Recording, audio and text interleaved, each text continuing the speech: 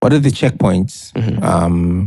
And, from an analytical standpoint, but also from an experience standpoint, what are the checkpoints you definitely need to consider when you're trying to make mpango mkakati wa kuingia sokoni? Yeah.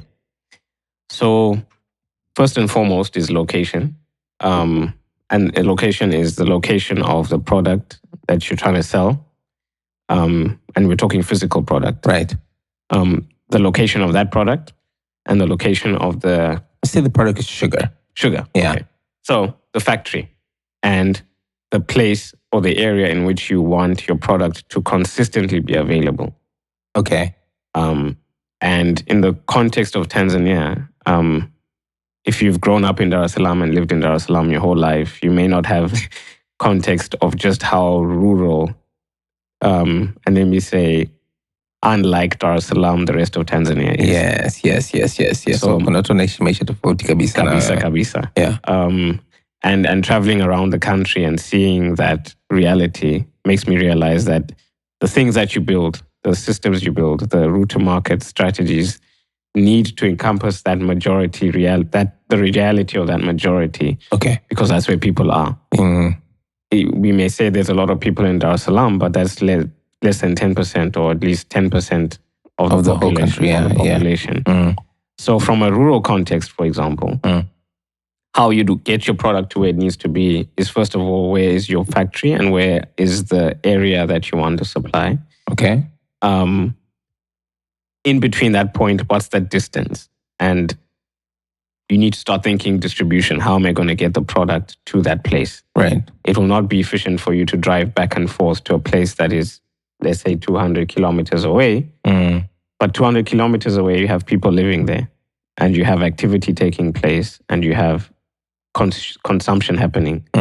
So the ideal thing would be to set up a distribution point within that vicinity, the vicinity of interest. Right.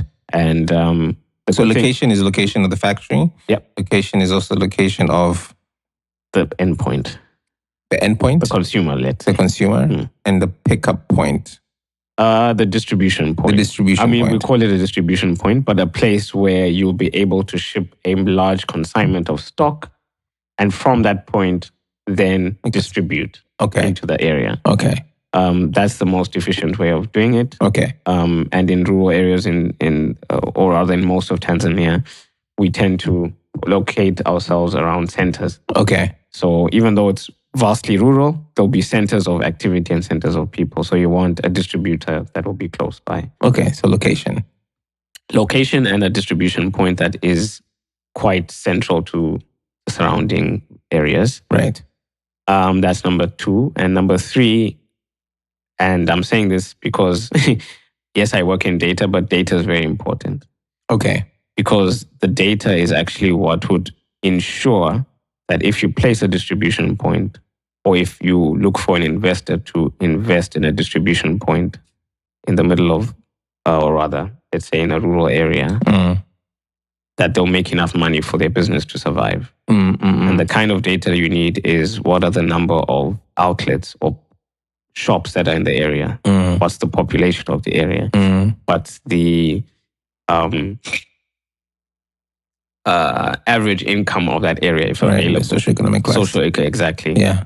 Even in the lower sections of society, they are strata, meaning there are levels. And to know what those levels are, what is the... Are those like LSMs? LSMs, yes. Right.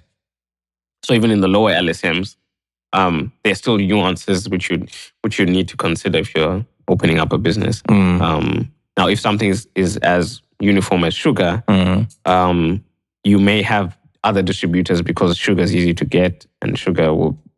So you need to have data on the competitors and the people who are supplying the same thing in the area, because they'll be competing for the same pie. And then also having data around how much petrol it takes to get to that area or to distribute in that area effectively. Because even though I can have a center, that center can be 20 or 30 kilometers away from the next center. How much would constant distribution daily between those 2 points cost? And then... So basically managing your logistics. managing your logistics and the cost of running the business. Yes. As well as now modeling all of that in a way that would ensure that at the end of the month, at least the person who has invested X million will be able to take something home. Okay. So I would say it's location. Yes. And Distribution having points. distribution points and having the right amount of data.